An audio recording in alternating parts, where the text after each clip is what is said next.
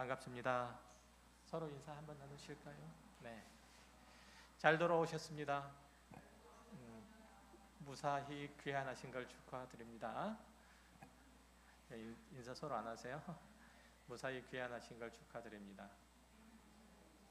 네, 여러 번 해야 될 것 같아요.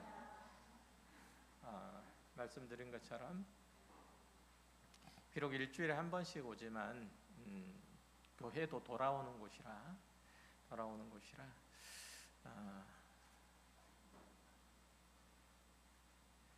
이런 인사가 필요하고, 또 그래서 아직까지 연료도 남아있고 식량도 남아있고 또 힘도 남아있어서 아직까지 귀환을 못하신 분이, 안 하신 분이 몇 분이 계시는데, 그렇죠? 귀환을 못하신 분들이 좀 있으세요. 그분들을 위해서도 기도해 주시고, 다른 건 다 몰라도 조타 실은 고장이 안 났으면, 그리고 나침 파는 고장이 안 나면 돌아오게 될 겁니다. 말씀 함께 나누도록 하겠습니다.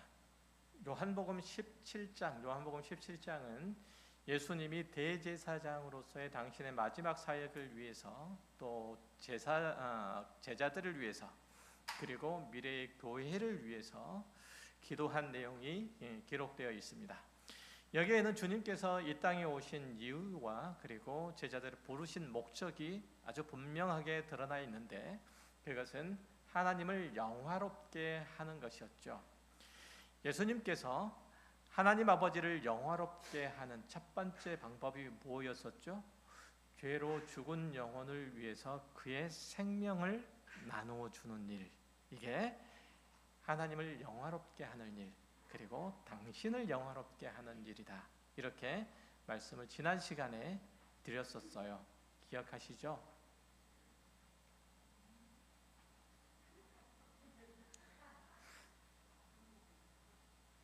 죄송합니다. 자, 예수님께서는 자기를 믿는 모든 자들에게 영생을 얻게 하셨고, 그리고 아버지 하나님과 생명의 교제를 이룰 수 있도록 또한 허락해 주셨죠. 이것이 아버지 하나님을 영화롭게 하는 두 번째 방법이에요. 이 영생을 누리는 삶에 관해서는 다음 시간에 자세하게 다루기로 하고, 오늘 우리가 주목해 봐야 할 것은 뭐냐면, 주님께서 우리에게 그 영생을 주시려고 사용하신 방법이에요. 본문 2절에서 이렇게 표현하고 있는 걸 보세요. 아버지께서 아들에게 주신 모든 사람에게 영생을 주게 하시려고 만민을 다스리는 권세를 아들에게 주셨음이로소이다. 여기에서 주목할 것은 성부 하나님께서 우리에게 영생을 주시려고 취하신 일은 뭐죠? 아들이신 예수 그리스도께 만민을 다스리는 권세를 주셨다는 거예요. 자, 권세라는 그 단어는 권위와 세력을 아울러서 하나로 묶어놓은 단어예요. 그러니까 다른 사람이나 상황을 통제하는 능력을 말하는 거죠. 성경에서 이 권세라는 단어는 어떻게 사용되느냐 하면, 하나님과 관련되어서 사용될 때는 피조세계에 대한 보편적이고 영원한 왕권을 의미하고, 사람과 관련해서 사용될 때는 하나님이나 상급 기관으로부터 허락받은 권위, 즉 위임된 권위를 행사하는 것을 말해요.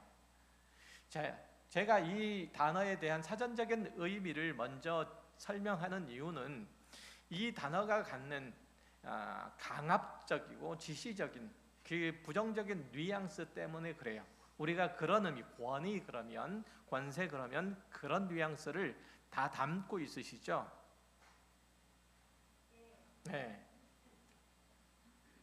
과거 봉건 사회와 그리고 군국주의 시절, 그리고 군사 독재 시절을 거쳐오면서 우리는 권위라는 이 단어에 독단, 폭력, 강압, 이런 이미지를 더 씌웠었어요. 그래서 그런지 우리는 권위란 말을 별로 안 좋아해요. 좋아하세요? 별로 안 좋아하죠. 우리는, 인간이란 존재는 권위, 내 머리 위에 있는 것이라면 모자도 싫어해요. 모자 좋아하시나요? 머리 위에 있는 것이라면 모자도 싫어해요. 원래 성경이 말하는 권세, 권위는 무엇을 하거나 행하려고 결정하는 힘이나 능력을 말하기보다는 지혜, 지식과 관련되어 있어요. 자유 또한 진리 혹은 그 군원을 향하여 가고자 하는 열망, 이것을 가리켜서 권위, 권세라고 그렇게 얘기를 하죠. 하지만 요즘은 그 의미가 스스로 만물의 주인이나 모든 이치의 근본이 되어서 모든 것을 자기 스스로 선택하고 결정하는 것을 뜻하는 그런 단어로 이 권위가 바뀌고 말았죠. 모두 각자 하고 싶은 대로 하고 각자의 감정에 솔직하고 이런 게 좋은 거고 또 옳은 건데 과연 그것이 인간을 영예롭게 할까요?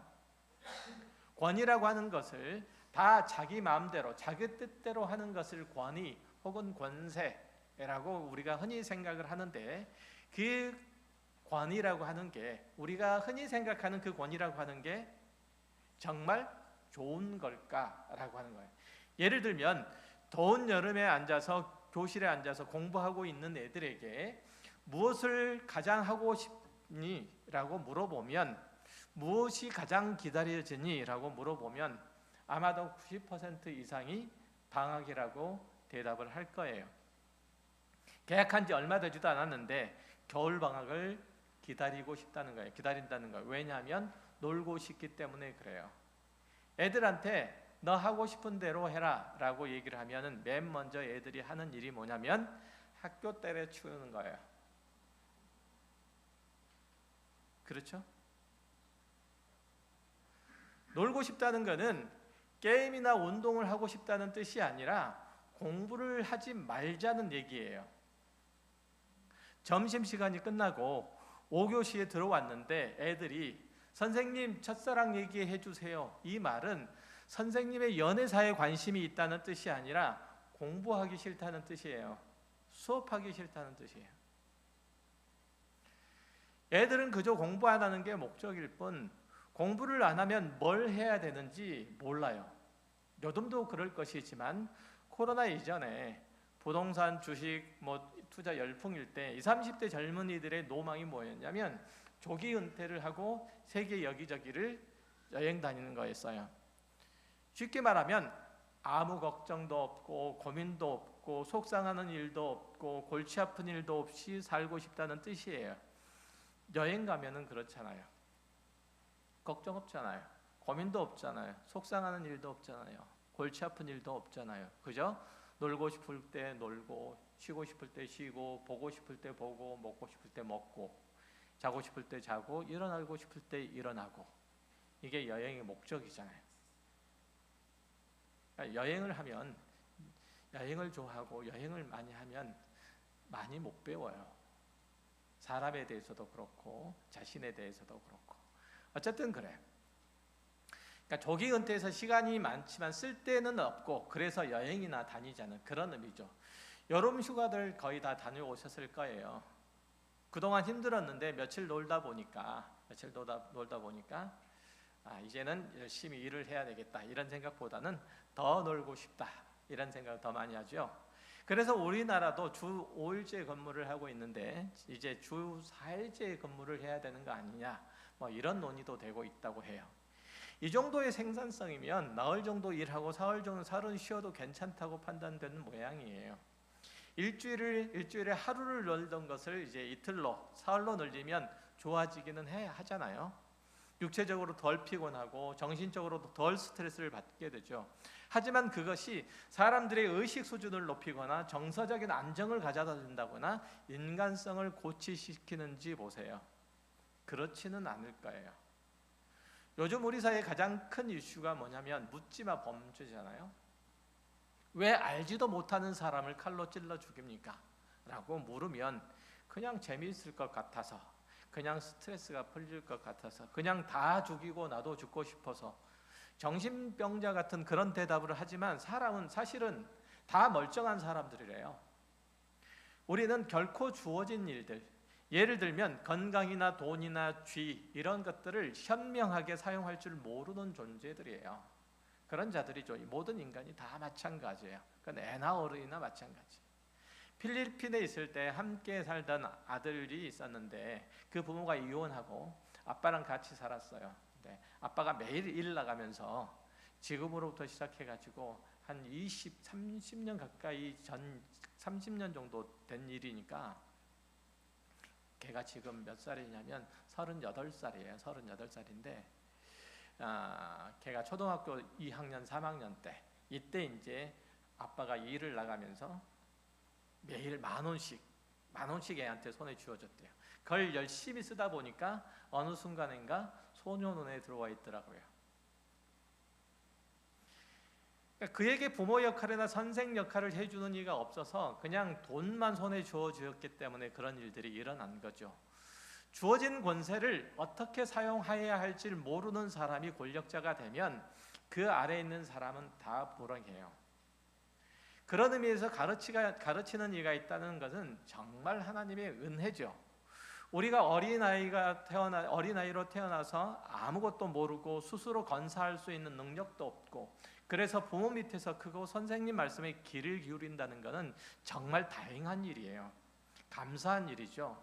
용돈을 어떻게 써야 하는지 배우고 지식을 어떻게 활용해야 되는지 알려주는 사람이 있다는 것, 이게 복이잖아요. 그런 의미에서 어른은 대접을 받아야 되고 멘토는 존경을 받아야 돼요. 어른 무서운 줄 모르는 애들은 그 자체로 비극을 안고 사는 거예요. 그는 실패로부터 배울 수밖에 없기 때문에 그래요. 밖에 나가서 얻어 터지면서 배운다는 얘기죠.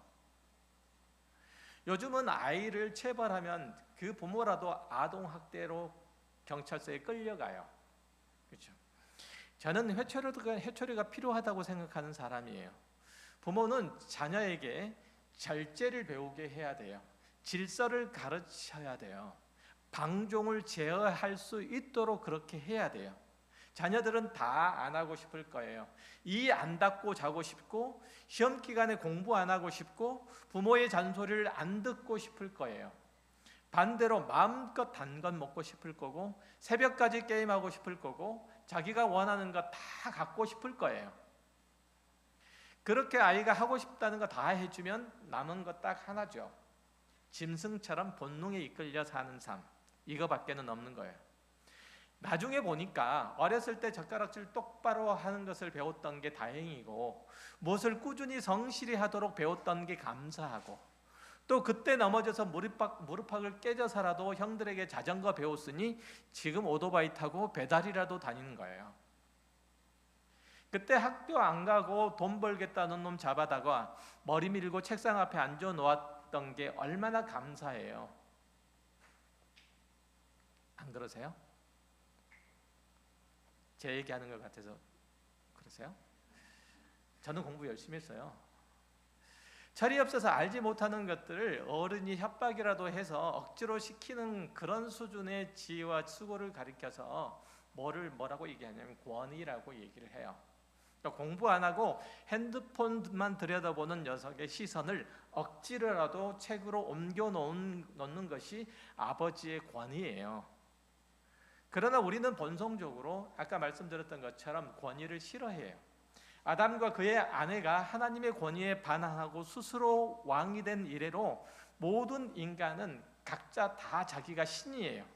다 자기가 잘났고 다 자기가 옳고 다 자기가 현명해요. 그러니까 자기가 잘못하면 병가지 상사로 여기지만 다른 사람이 잘못한 것은 그렇게 어리석고 모자라 보일 수가 없어요. 왜? 자기가 왕이니까. 모든 사람이 다 자기 미치니까. 둘이서 뭘 하다가 실패를 하면 항상 그 잘못에 대한 책임은 상대방에게 8할 그리고 나에게는 2할만 있는 거예요. 그것도 내 잘못이 뚜렷하게 드러날 때만 그래요. 그렇지 않으면 항상 우리는 그렇게 얘기하죠. 다른 사람이 뭘 잘못하면 항상 거봐 내가 조심하랬잖아, 이 정도예요. 그러니까 절대로 둘이서 그 공로나 책임을 반반 나누지 않아요. 권력은 내가 행사하고 상대방은 일처리나 하라고 그렇게 말하죠. 그것이 인류의 역사예요. 인류의 전쟁과 정복의 역사예요.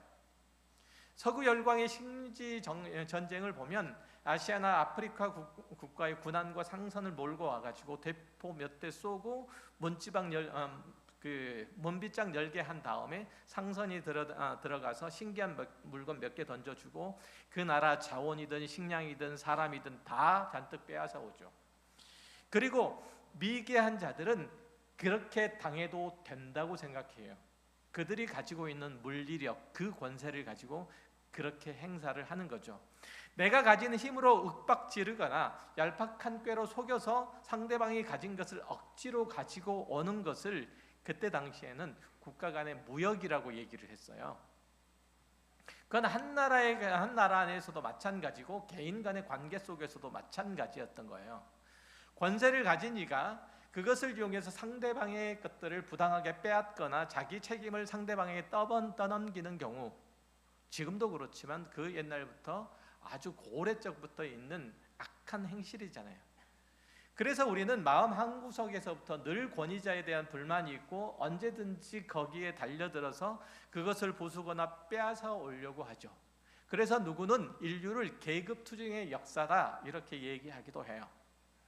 그 권위가 치명적으로 손상을 입어야 내게 영향력을 행사하지 못하고 더욱 바라기는 그 권력을 내가 빼앗아 오면 오히려 내가 권세자 행세를 할 수 있어서 더할 나위 없다는 거예요.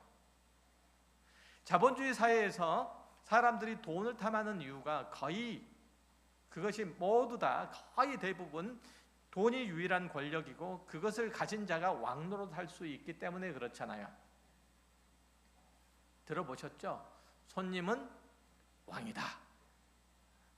뭐가 손님이 왕이에요? 돈을 가진 자가 왕이라는 거예요.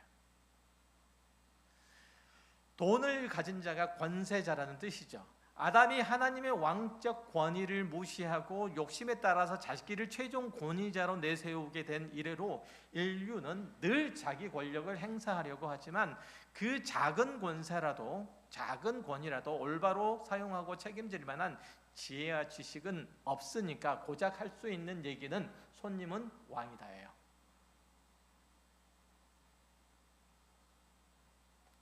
전혀 동의를 못하는 듯한 표정이 오늘따라 유난히. 그런데 오늘 본문 2절에서 보면 예수님이 아버지 하나님으로부터 만민을 다스리는 권세를 부여받으셨다고 그렇게 얘기를 해요. 그리고 그 권세를 사용하셔서 이제 무엇을 하시려고 하는지 보세요.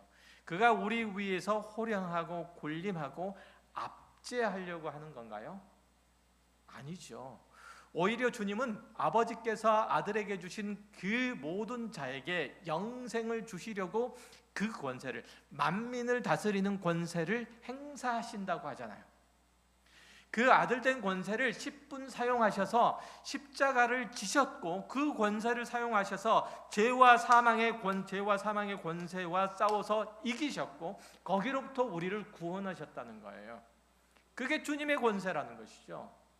따라서 우리가 그리스도의 권세를 배울 때 그 권세 아래 엎드릴 때에 우리는 하나님을 알게 될 거고 그분이 주시는 모든 복을 누리게 될 것이고 그분의 공의로우신 통치 아래서 안전할 거예요. 우리의 권세는, 우리의 권위는, 우리의 삶의 당위성은 예수 그리스도와 그가 지신 십자가 아래 있어야만 모든 그리스도인의 안전은, 영광은 확보된다는 그런 뜻이에요. 빌립보서 2장에 이에 대한 확실한 보증이 있잖아요. 우리가 너무 잘 아는 말씀 6절 이하예요. 그는 근본 하나님의 본체시나 하나님과 동등됨을 취할 것으로 여기지 아니하시고 오히려 자기를 비워 종의 형체를 가지사 사람들과 같이 되셨고 사람의 모양으로 나타나사 자기를 낮추시고 죽기까지 복종하셨으니 곧 십자가에 죽으심이라.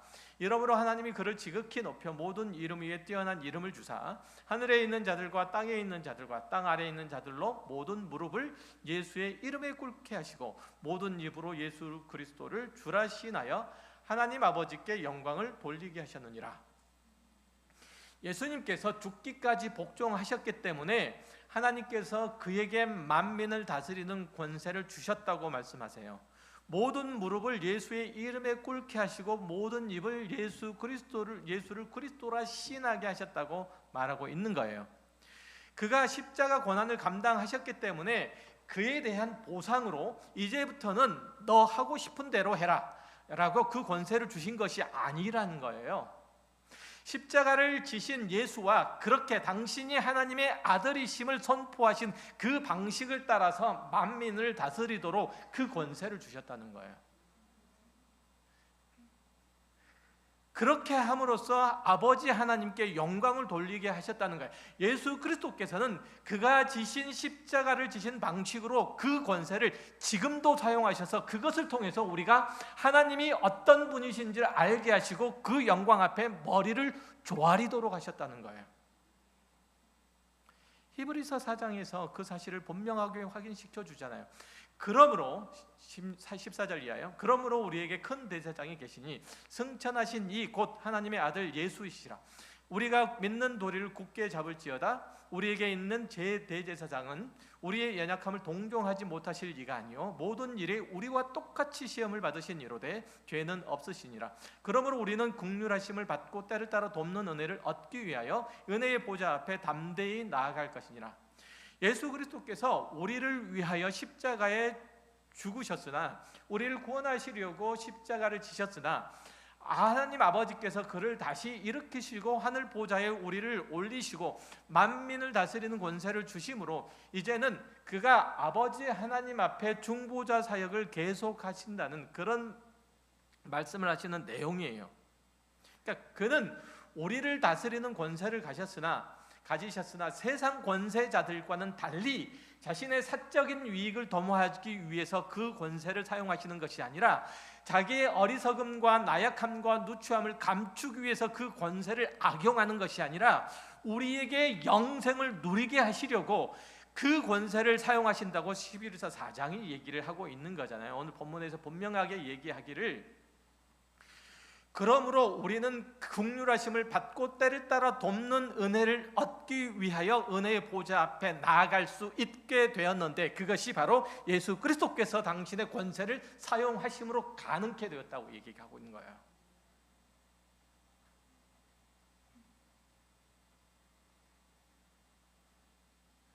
그는 우리의 연약함을 최유하지 못하시는 분이 아니시래요.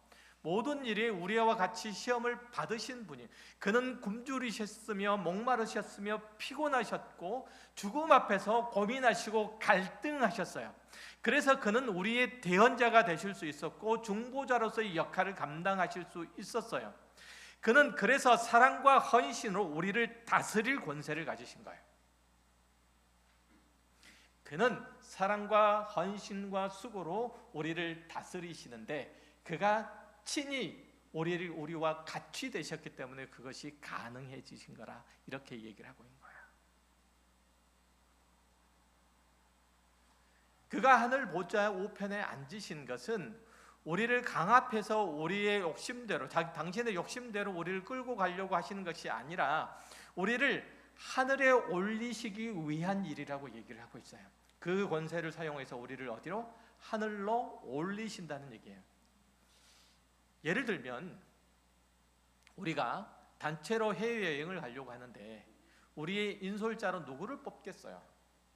당연히 그 나라에 살았던 사람, 아니면 그게 아니더라도 그 나라를 여행해 본 사람, 여러 번이면 여러 번일수록 좋고 이 사람을 인도자로 뽑는 법이에요. 인솔자로 뽑는 법이에요.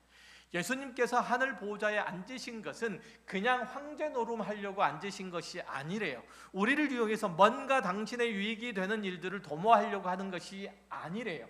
우리를 하늘에 올리시기 위해서 그가 그럴 만한 자격이나 능력이 있으시다고 그렇게 얘기를 하고 있는 거예요.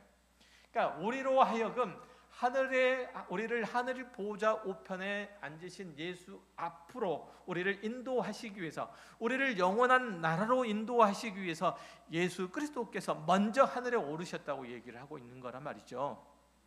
마치 먼저 여행해 본 사람을 인솔자로 삼듯이 하나님께서는 예수 그리스도를 우리와 같은 경험을 하게 하시고 우리의 연약함을 체휼하게 하신 예수 그리스도가 우리의 인솔자가 되게 하시려고, 그래서 하늘 보좌 우편까지 오르게 하시려고 그가 친히 그 모든 일들을 감당하셨다고 얘기를 하고 있는 거예요.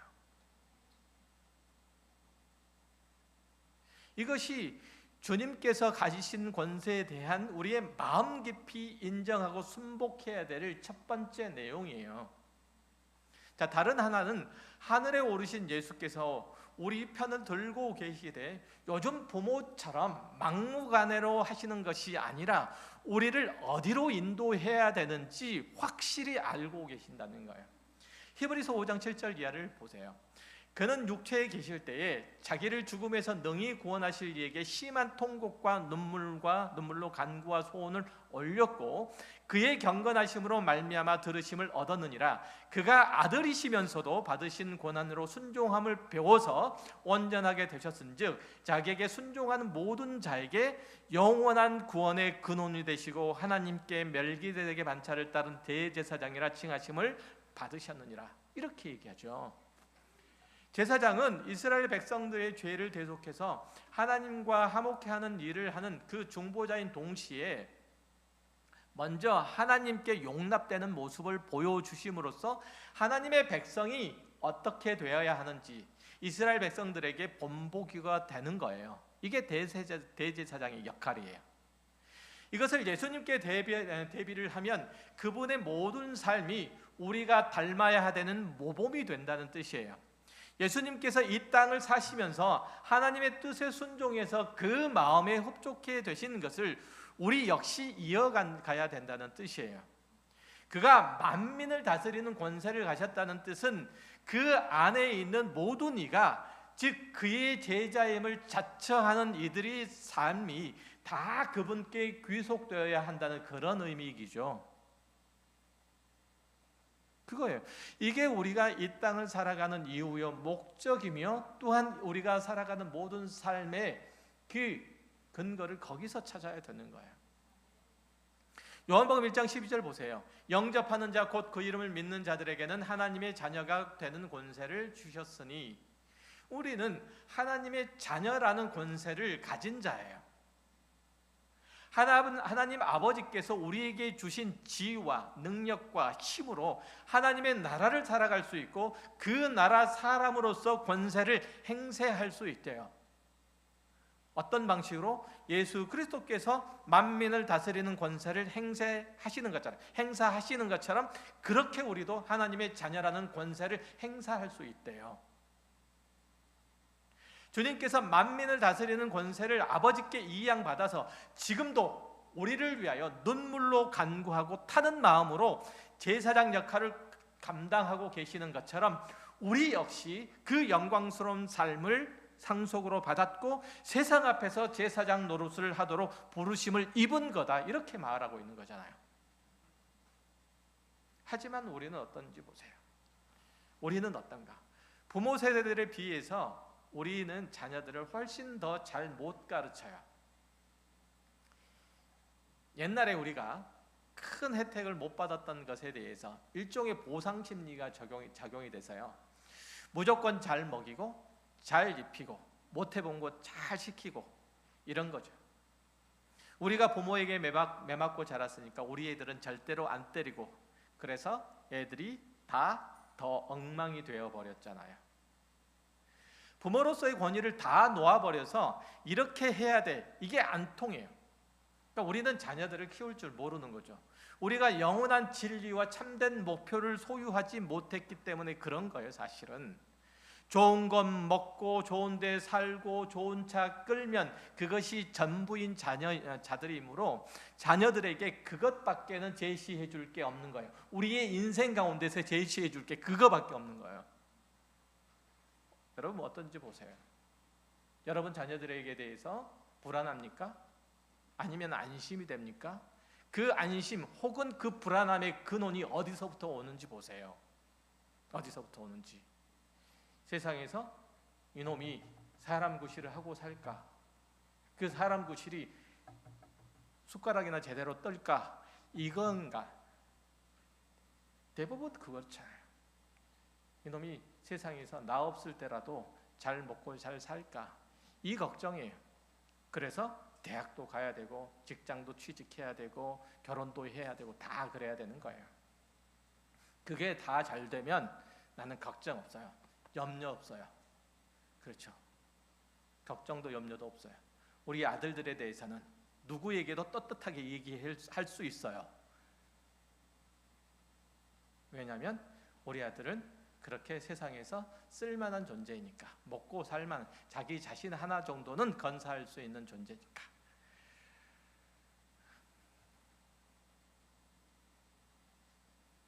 왜? 내가 그러니까. 내 인생의 목표가 그거니까. 여러분은 자녀에게 무엇을 가르치고 계시고 무엇을 남겨주려고 준비하고 계십니까? 여러분이 아는 것만큼, 하는 것만큼만 가르칠 수 있고 그것만큼만 상속분으로 줄 수 있어요.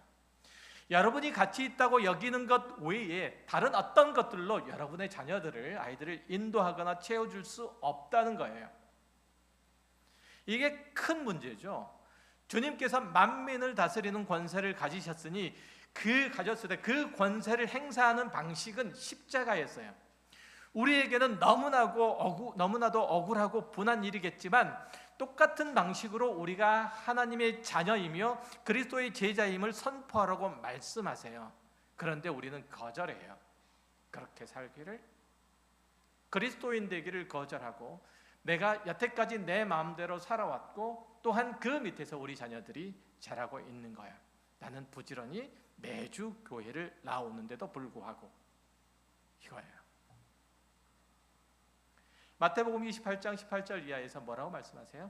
예수께서 나와 말씀하여 이르시되 하늘과 땅의 모든 권세를 내게 주셨으니 그러므로 너희는 가서 모든 민족을 제자로 삼아 아버지와 아들과 성령의 이름으로 세례를 베풀고 내가 너희에게 분부한 모든 것을 가르쳐 지키게 하라.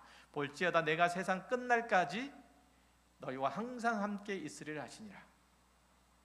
주님께서는 하늘과 땅의 모든 권세를 가지신 분이시래요. 우리의 모든 상황과 형편 가운데 계시고 우리에게 주권을 행사하고 계신 분이세요. 산불이 나서 몇 달째 꺼지지 않는 것과 방금까지 멀쩡하던 집이 태풍과 함께 큰 비가 내려서 순식간에 사라지고 없는 것뿐만 아니라 여러분의 사회, 경제, 모든 생활 가운데 자녀들의 장래 등 그 모든 것들 가운데서 다 하나님께서 그 주권을 행사하고 계시대요. 모두 다 그 예수 그리스도의 그 권세 아래에 놓여 있대요. 참새 한 마리도 주님의 허락 없이는 안 떨어지고 우리의 머리카락 한 올까지도 다 주님의 헤아리심 아래에 있대요. 주님의 권세 아래에 있지 아니한 것은 아무것도 없대요. 그 주님의 권세로 주님께서 뭘 하시나 보세요. 뭐라 하시나 보세요. 주님께서 여러분에게 하나님의 자녀라는 그 권세를 주셨는데 여러분은 또한 무엇을 하려고 하시는지 보세요. 그 권세로 어떤 차이가 있는지 보세요. 주님께서 먼저 제자들에게 이런 약속을 하셨어요. 내가 세상 끝날까지 너희와 항상 함께 있으리라. 믿으십니까? 그래서 이 약속 이후에 펼쳐지던 제자들의 생애 보세요. 편했습니까? 즐거웠습니까? 만족했습니까? 두 발 뻗고 잠을 잤습니까? 한 사람도 예의가 없이 다 순교했어요. 바울 역시 그런 삶을 살았어요. 고린도후서 11장에 보면 그가 사도로서, 아니 하나님의 자녀로서의 권세를 행사하느라고 얼마나, 그 하나님의 자녀로서의 권세를 행사하느라고 얼마나 고생스럽고 힘겨운 나날들을 보냈는지 잘 나타나 있어요. 단 하루도 편할 날이 없었대요. 뭐 하느라고? 하나님의 자녀로서의 그 권세를 행사하느라고. 우리를 다스리시는 예수께서 우리를 하나님 앞에서 영광스러운 자로 세우시려고 지금도 일을 하고 계시지만 여러분은 계속 세상에서 잘 먹고 잘 살겠다는 일념으로 지금까지 우기고 있으니 둘 사이에 충돌할 수밖에 없는 일들이 일어나는 거예요. 주님께서는 우리에게 이 땅에서의 평안이나 안락이나 풍요나 이런 것들을 주시려고 우리에게 자녀된 그 권세를 허락하지 않았는데 우리는 그렇게 함으로써 우리가 하나님 자녀인 것을 계속 확인하고 싶다는 거예요. 우리는 아직도 그것에 대한 미련을 못 버리고 거기에 마음을 뺏겨서 살기 때문에 그 자녀된 권세를 사실은 행사하지 않고 있는 거예요. 다만 이번에 투자한 주식이 수익이 많이 나서 해외여행이라도 한번 다녀오고 자동차라도 좀 바꿨으면 좋겠다는 별로 중요하지도 않는 일들에 우리의 기도 시간들을 다 허비하잖아요. 이미 우리는 복을 받은 자래요. 이미 우리는 성공한 자래요. 하나님을 알게 되었고 그 권세 아래 부름을 받았기 때문이래요. 우리는 하나님의 자녀라는 분명한 권세를 가졌다고 얘기를 하잖아요. 권세를. 이 예배 자리에 나와서 마음껏 하나님을 찬양할 수 있고 기뻐할 수 있고 영광 돌릴 수 있는 자, 우리의 삶의 형편과 상황이 어떠하든지 간에 하나님 안에서 안전히 살아갈 수 있는 자로서 우리가 이곳에 있다는 거예요.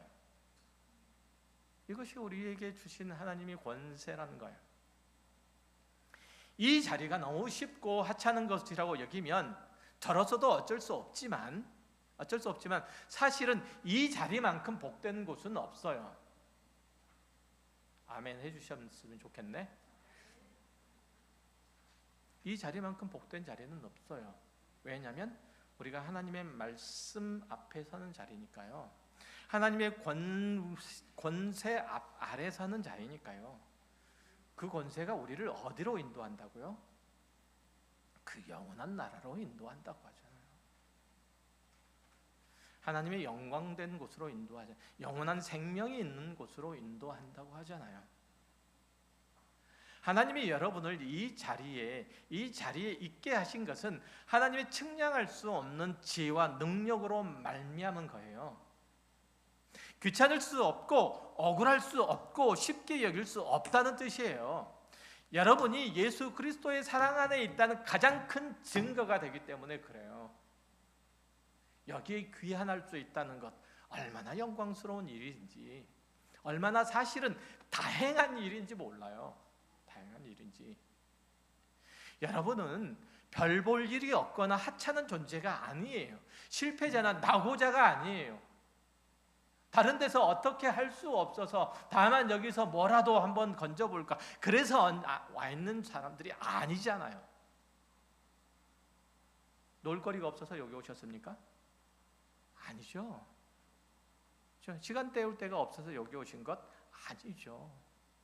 하나님의 품이 좋아서, 하나님께서 베푸신 나에게 베푸신 은택이 감격스러워서, 하나님께서 나를 인도하신 그 영원한 나라가 지금도 그리워서 지금 여기서 조금이라도 맛보려고 그래서 여기 계시는 거 맞죠? 그래요. 그런 거예요. 하나님께서는 하늘과 땅의 모든 권세를 가지신 이 예수 그리스도를 우리 가운데 주셨어요. 하나님께서는 이 세상의 모든 만물을 말씀으로 창조하시고 심판하시는 분이세요. 그런 분이 우리를 사랑하시고 우리를 편들어 주신대요. 그렇게 하시되 당신의 피를 쏟으시고 당신의 살을 찢으실 만큼 우리의 연약함을 아시는 분, 그게 바로 성부 하나님이시라는 거예요. 사도 바울이 로마서 8장 38절 39절에서 고백한 내용을 다 기억하고 계시잖아요. 내가 확신하노니 사망이나 생명이나 천사들이나 권세자들이나 현재일이나 장래일이나 능력이나 높음이나 기쁨이나 다른 어떤 피조물이라도 우리를 우리 주 그리스도 예수 안에 있는 하나님의 사랑에서 끊을 수 없느니라. 주님께서는 우리를 아시고 우리를 향한 선하신 계획을 세우고 계시고 그 목적지를 정하셨으니 반드시 거기까지 이르도록 하시고야 만다라는 뜻이잖아요. 우리가 그것을 확인하고 보증할 수 있는 이유는 우리 하나님 아버지께서 그 아들에게 권세를 주실 때, 오늘 본문에서 선언한 것처럼 아버지께서 아들에게 주신 모든 사람에게 영생을 주게 하시려고 주신 권세이고 맡기신 일이기 때문이라고 그렇게 얘기를 하는 거예요. 예수께서 그 권세를 제국의 황제처럼 행사하시는 것이 아니라 폭군이 그 권력을 자기 마음대로 휘둘러서 아랫사람들을 괴롭히게 하는 것처럼 행사하시는 것이 아니라 그 권세를 사용해서 당신이 십자가에 오르시잖아요. 그 권세 때문에 주님께서 행사하시는 권세는 우리를 사랑하심으로 행하는 모든 것이기에 여러분이 안심하고 그 아래에 있어도 괜찮은 것이 되는 거예요. 과연 무엇이 여러분을 어렵고 힘들게 하고 또 억울하게 합니까? 어떤 환경이 여러분을 안절부절 못하게 하고 어떤 사건이 여러분을 하나님의 은혜로우신 섭리 밖에 있다고 생각하게 만듭니까? 현재 상황이 어떠할지라도 여러분은 하나님의 선하신 통치 아래 있는 거예요. 예수 그리스도의 권세 아래 있는 거예요. 그러니 여러분의 인생을 더 이상 허황된 욕심과 왜곡된 신앙에 이끌리도록 내버려 두지 마시고 그 모든 일 가운데 역사하시는 하나님의 손길들을 인정하시고 또 경험하시고 오히려 기쁨과 감사함으로 지금도 하나님 보좌 우편에서 일하시는 그리스도 예수의 권세 아래 맡기심으로써 그 복스럽고 영광스러운 자녀됨들을 끝까지 잘 지켜내시기를 주의 이름으로 축원합니다. 기도하겠습니다.